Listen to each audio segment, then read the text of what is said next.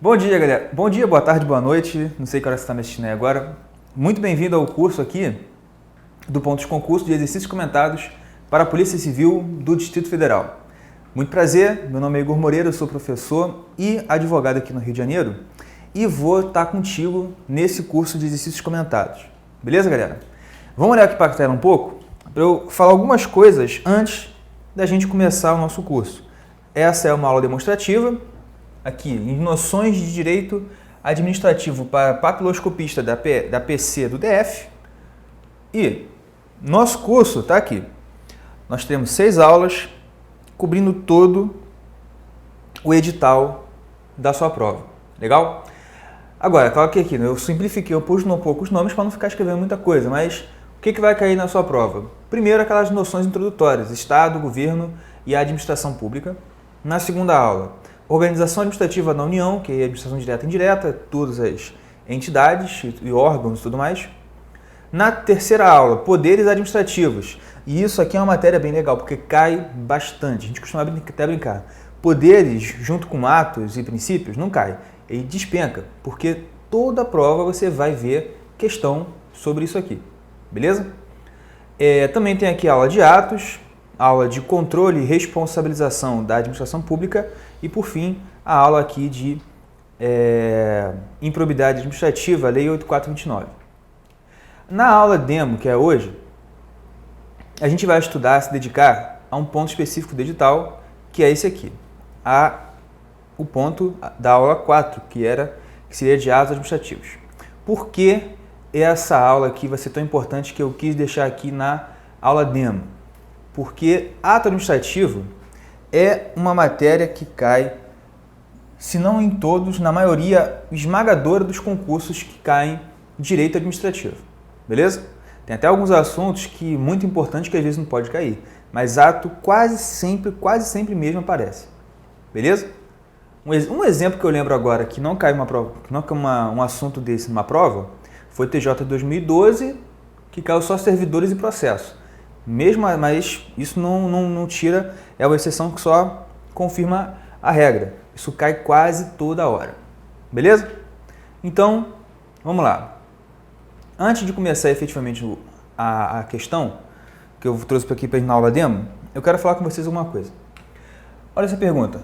Como estudar de forma ativa por meio do exercício? E aqui tem uma questão. Se você está me assistindo e é um concurseiro já experiente, você sabe, já de muito tempo, que estudar com exercícios comentados não é a melhor forma de passar no concurso. É a única. Não tem uma pessoa que passou no concurso sem ter se dedicado, sim, extremamente à resolução de questões. Você pode pegar entrevista de primeiro colocado, entrevista de gente aprovada em concurso, o cara vai falar, eu fazia questão toda hora, eu fazia muita questão, revisava bastante, mas o ponto principal da preparação sempre foi as questões comentadas, ou perdão, as questões resolvidas, certo? E aí que tá. Um ponto que às vezes você não tem quando está fazendo uma questão sozinho em casa é a explicação. Porque às vezes, vamos ser sinceros, você tem um pouco de preguiça de pegar aquela questão que você errou e procurar o fundamento, fazer alguma coisa. Então, isso te deixa um pouco a desejar. Então, o curso de exercícios comentados é bom por isso. Ele te dá essa possibilidade de você ter uma pessoa preparada para te ajudar na resolução das questões, te apontando o erro, possível pegadinha e coisa do tipo. Agora, mesmo assim, você que está aí me assistindo, vai fazer um curso de questões comentadas, mas infelizmente vai estar assistindo de uma forma passiva o curso. Você vai estar aí me ouvindo, me vendo, acompanhando aqui e entendendo aí, fazendo as ligações que você precisa. No entanto, esse é um exercício ainda um pouco passivo, porque você não faz nada, você não participa ativamente da aula, da resolução da questão. Por isso, eu quero aqui te dar uma dica, separar um tempo nessa aula para te dar uma dica muito importante. Você precisa estudar para concurso, fazendo exercício, mas com esse meio que eu chamo de estudo ativo por meio de questões. O que é esse estudo ativo? É simples. Você não vai só resolver questão. Resolveu, acertou, passa. Resolveu, errou, vê o que errou e passa. Não, você vai ter que dar uma aprimorada nisso. Demora um pouco mais, mas é muito mais efetivo. Olha aqui para o quadro, para a tela. Como estudar de forma ativa por meio do exercício? Resolve as questões, beleza. Acertou uma questão? Fundamenta. Isso é muito importante. Você não pode pegar uma questão que você acertou e deixar por isso mesmo. Se você acertou a questão, vai lá e escreve o fundamento daquele acerto. O fundamento pode ser um artigo de uma legislação, da Constituição, o que for, ou pode ser um resuminho, mas bem resumo mesmo, teórico. Por exemplo, você errou ou acertou lá, né? O requisito requisito finalidade do ato é vinculado a dicionário, vinculado. Aí você escreve, finalidade, assim como a forma e a competência, são classicamente classificados como requisitos vinculados. Isso é até um resumo até bem grande, você pode até enxutar um pouco mais isso. Mas o importante é você fundamentar os teus acertos. A gente costuma dar importância só para o erro, mas a gente precisa dar tanta importância para o acerto quanto para o erro. Tudo bem, se você acertou a questão, é isso que você faz. Agora, errou, aí que tá. Professor, errei a questão. Vai lá e dá uma estudada rápida no ponto específico que você errou. Se você estava fazendo uma questão de direito administrativo, de atos, e errou a questão acerca do requisito, vai lá e dá uma lida em requisitos. Mas não só ler. Estuda aquele ponto ali e dá alguma forma de memorizar esse ponto. Pode ser fazendo um resumo, ou se você preferir, como eu prefiro também, faz um mapinha mental. Faz um esquema. Faz uma organização visual para aquilo que você aprendeu. Isso aí é estudo ativo por questões. Mas demora muito. Mas, a gente sempre fala, quantidade não é tão importante quanto qualidade. Não adianta você fazer 1 milhão de questões, errar um monte de coisa e não correr atrás do erro. Se você chegar na tua prova com 10%, 1% disso de questão resolvida, mas todas as questões que você resolveu, você fundamentou, você estudou, você viu o erro, estudou o ponto que você errou, e assim por diante, te garanto que o seu rendimento na prova vai ser muito melhor. É claro que eu não estou falando que fazer muita questão não é importante. É importante você fazer bastante questões. Mas, principalmente quando você errar, você tem que dar uma estudada naquilo que você errou. Procura um livro, procura o próprio PDF que você eventualmente tem aqui do ponto, entre em contato com o professor, dá algum jeito de você tirar a dúvida que você teve que te levou a errar. Por favor, beleza? Então, esse é um jeito que eu aconselho o pessoal sempre a estudar. Estudar por questões dessa forma, de forma ativa. Beleza? Muito bem. Dito isto, olha aí. Vamos exemplificar aqui como eu faço também quando eu estou em aula presencial com os alunos nas questões que a gente resolve. Questão aí da Funiversa acerca de ato administrativo. Vamos lá. Você está resolvendo essa questão. Ele quer que você marque a resposta correta. Na letra A você vê: a competência, como requisito de validade do ato, é indelegável. E aí? É importante resolver as questões, mesmo que seja múltipla escolha, como se fosse um CESP, marcando sempre se está certo, se está errado, se está certo, se está errado. E, como eu falei, a competência é indelegável? Pessoal, ele até podia botar isso aqui como, assim, a competência em regra é indelegável. Mas você sabe que competência em si não é totalmente, em todas as hipóteses, um requisito indelegável. Você sabe que a competência pode ser delegada ou ela pode sofrer um outro fenômeno que é a avocação. Na delegação, como ocorre? A delegação, eu tenho a transferência de uma competência de um superior para um subordinado, setinha para baixo, ou para alguém de mesma hierarquia, também é a possibilidade. Agora, na avocação, eu tenho uma competência do subordinado que sobe para o superior. Percebe que a setinha está para cima. Mas, por favor, Não é esse subordinado que dá a competência para o superior por meio de avocação. A avocação é quando o superior vai pegar a competência desse cara e trazer para ele. Entendeu? Porque não existe delegação para superior hierárquico. Isso não existe. A avocação também não é isso. Você dá a competência para o chefe. É o chefe que pega a competência de você. Ótimo. Já vimos aqui que a competência não é indelegável. Perfeito. Essa aqui a gente já elimina. B. A concessão de um alvará para a realização de uma obra é um ato administrativo discricionário e precário. A finalidade é requisito sempre vinculado de qualquer ato administrativo. A presunção de legitimidade que favorece os atos administrativos é absoluta. Somente a administração pública tem competência para anular o ato administrativo. A revogação, por sua vez, cabe ao Poder Judiciário. Vamos lá. O nosso gabarito da questão, é a letra C. Finalidade, junto com outros requisitos que a gente vai ver daqui a pouco, finalidade é um requisito sempre absolutamente vinculado. Não existe ato administrativo com finalidade que não seja vinculada. Não existe ato administrativo com finalidade discricionária, por favor. Não existe, ok? Agora, letra B. Concessão de alvará é um ato discricionário e precário? Discricionário e precário é a caracterização da autorização.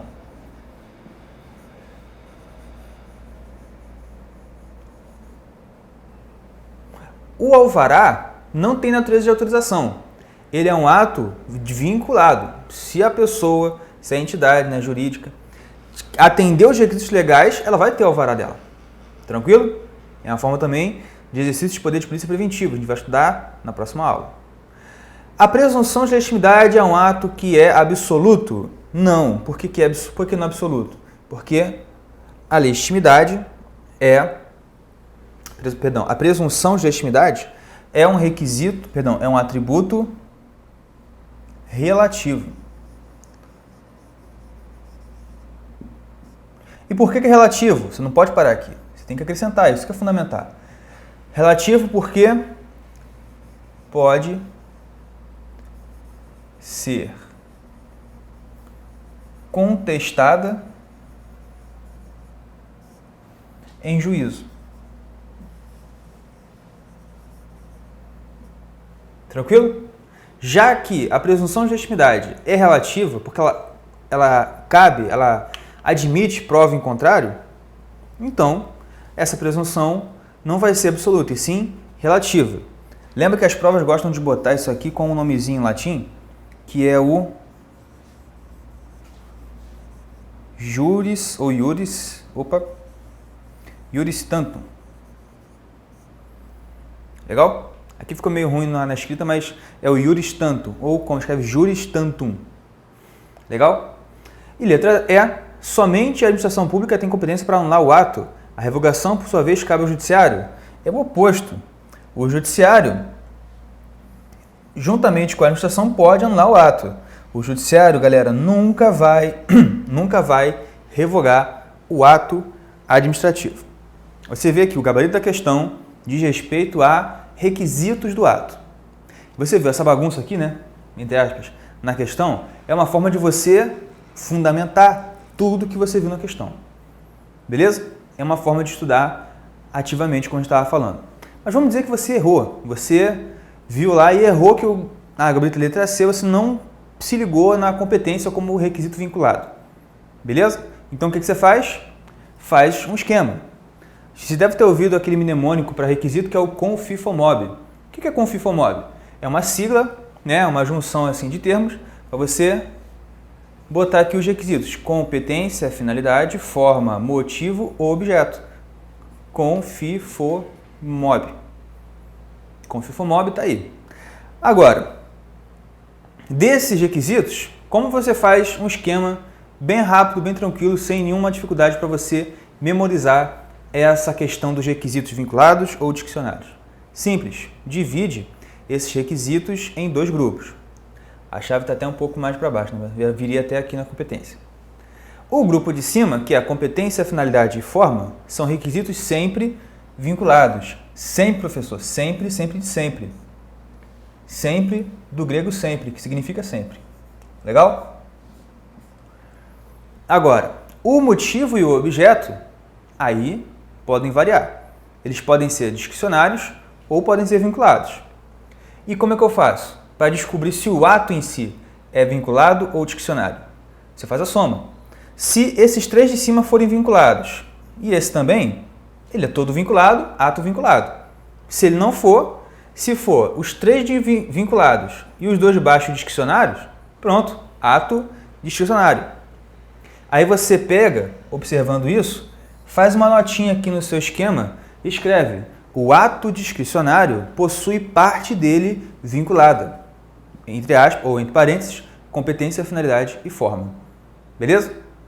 Agora, só para a gente dar um fechamento no assunto de requisitos, faz um esqueminha, eu vou dar para você um esqueminha, um macete, bem legal para você não esquecer mais o que significa cada um dos atos, quer dizer, cada um dos requisitos do ato.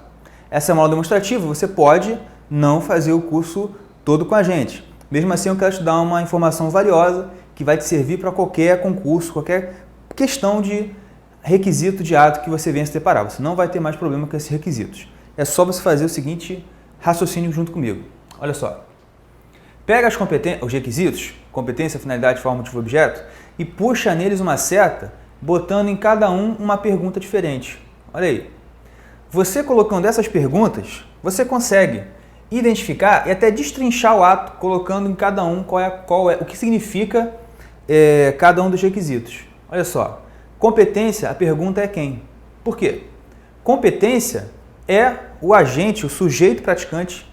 Então é quem? Quem vai praticar o ato? Você responde isso e descobre a competência, o requisito competência do ato. Para quê? Para que você está fazendo esse ato? Qual é o objetivo? Para quê?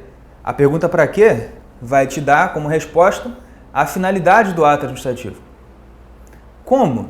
É uma pergunta que vai te entregar a forma. Lembrando que os atos não dependem de forma expressa, a não ser que a lei determine. Isso é o como. A forma é como o ato vai se exteriorizar para o mundo, né? Vai começar a produzir efeitos para terceiros. É o como. Como eu vou fazer? É a forma do ato. O porquê é o motivo. Só cuidado para não confundir porquê com para quê. Quando eu pergunto para quê, eu estou querendo saber o objetivo, finalidade do ato que você está fazendo.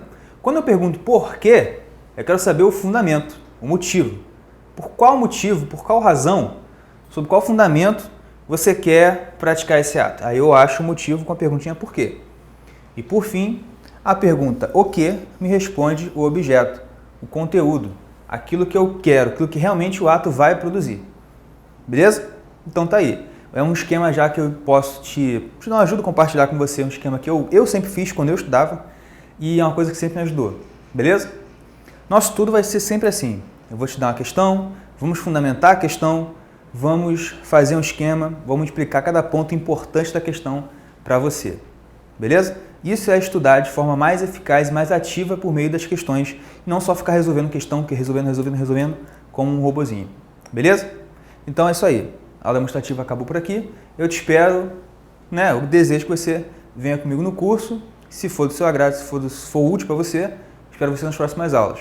Valeu? Então, até a próxima. Um abraço.